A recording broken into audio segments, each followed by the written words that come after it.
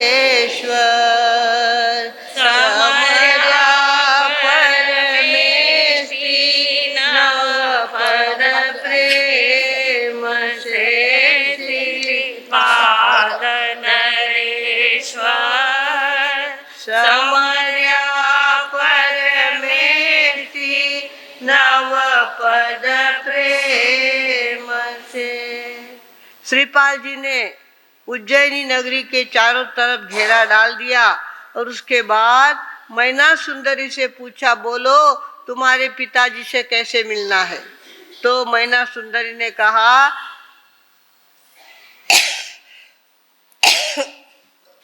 कुल्हाड़ी लेकर, कंधे पे कुल्हाड़ी लेकर के उनको बुलाओ। ना बड़ा शस्त्र और ना कोई अहिंसा की बात, कि उनको कुल्हाड़ी लेकर के बुलाओ।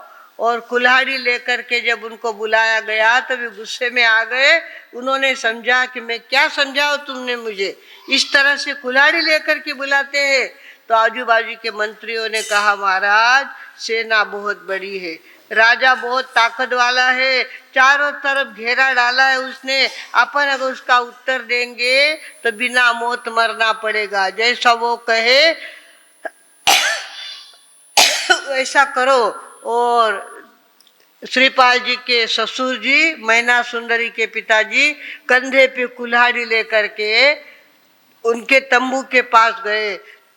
तंबू में उनके बैठने की बढ़िया व्यवस्था की हुई थी, वो बैठे।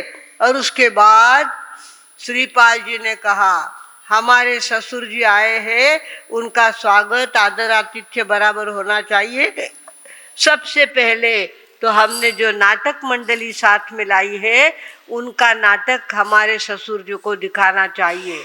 और लोगों को कहा कि जल्दी नाटक की तैयारी करो। नाटक की तैयारी करने लग गए तो जो बीच में थी ना मुख्य नटवी थी, वो किसी भी हालत में तैयार होने को तैयार नहीं। कहती कुछ भी हो जाए मैं तो आज नाटक करूंगी नहीं। बहुत ज़्यादा मनवार की तो लोगों ने आके कहा कि वो सुन नहीं रही है, वो नाटक करने को तैयार नहीं है। आखिर स्वयं श्रीपाल जी वहां पे आए और उन्होंने कहा, बात क्या है, मना क्यों कर रही हो, हमारे सामने सैकड़ों बार तुमने नाटक किया है और इस बार तुम मना क्यों कर रही हो। तो उसने क्या कहा, कहा मालव, कहा शंखपुर, कहा बबर, कहा नट, सुर सुंदर नटवी बनी, कियो देवन घट।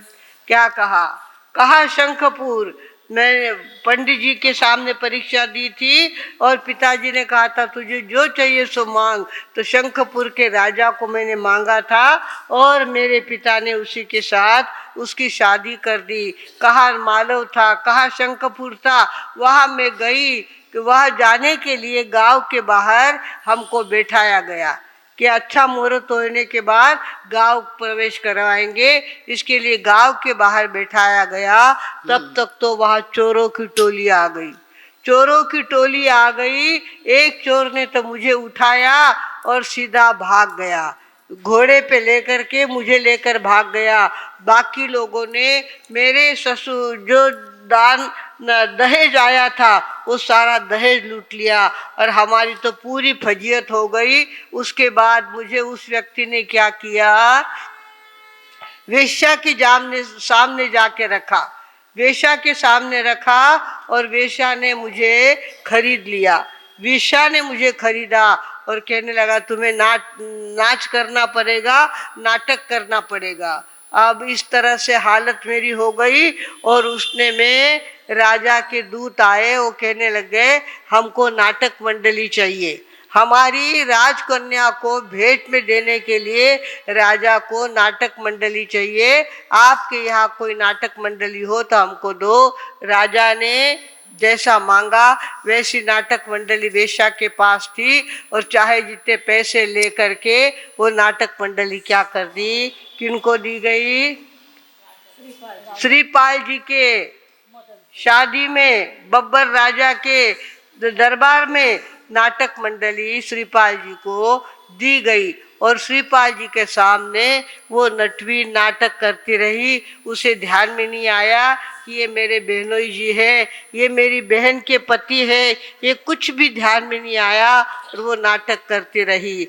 आज जब उसने देखा, अपने पिता को देखा, अपने परिवार को देखा, तो एकदम से बहुचक्का हो गई। अरे बाप रे, मेरे परिवार के सामने मैंने इतना नाटक किया है। ओहो, कहाँ मेरे संस्कार, कहाँ मेरे माता पिता, कहाँ मेरी सारी बातें, और कहाँ मैं नाटक करती रही। उसने कहा कुछ भी हो जाए, आज तो मेरे सामने नाटक करने वाली हूँ नहीं। तब श्रीपाल जी ने क्या किया, शंखपुर के जो राजकुमार भाग के चले गए थे, चोर आए इसके लिए भाग के चले गए थे, उनको वापस बुलाया।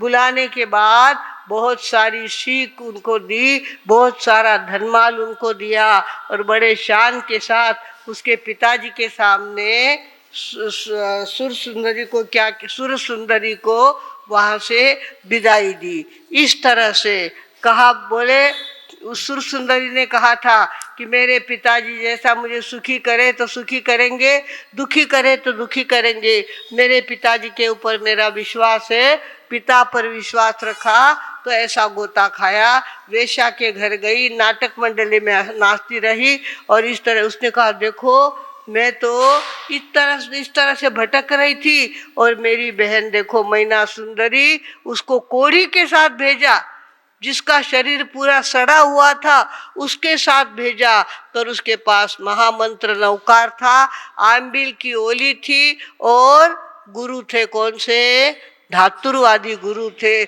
जिस कारण से मेरे बहनोई जी तो सोने जैसी उनकी काया हो गई। और देखो तो इतना लवाजम इन्होंने तैयार कर लिया है, पूरी मालव नगरी में, पूरी उज्जैनी नगरी में चारों तरफ घेरा डाल दे, इतना सारा सैन्य ये लेकर के यहाँ पे आए हैं। कहा तो मैना सुंदरी के भाग धर्म ध्यान के कारण से खिले हैं, और कहा मैं अपने आप पर विश्वास करने वाली किस तरह से वेश्या के घर क्या गई, बेची क्या गई, 3 कौड़ी मेरी कीमत क्या हुई, और मैं अपने बहनों के सामने नाचती रही। ओहो, धिक्कार है मुझे। इस तरह से वो श्रीपाल जी ने उसको क्या कर दिया, वहाँ से रवाना किया है। अब इधर हुआ क्या है, हमारे महाराज साहब थे ना, श्रीपाल जी के काका जी ने दीक्षा ले ली थी, हार हो गई थी उनकी, हार हो गई थी और उन्होंने दीक्षा ले ली थी। दीक्षा लेकर के वे विहार करके गए थे। आगे चलकर उनको ज्ञान हो गया, अंतर का ज्ञान प्राप्त हो गया, अवधि ज्ञान उनको प्राप्त हो गया, मन पर्य ज्ञान उनको प्राप्त हो गया, और वे विहार करते हुए वापिस श्रीपाल जी के उज्जैनी नगरी में सारे आए हैं। अब आने के बाद श्रीपाल जी अपने काका जी महाराज साहब से क्या शिक्षा लेते हैं, ये तो आगे सुनने से पता चलेगा।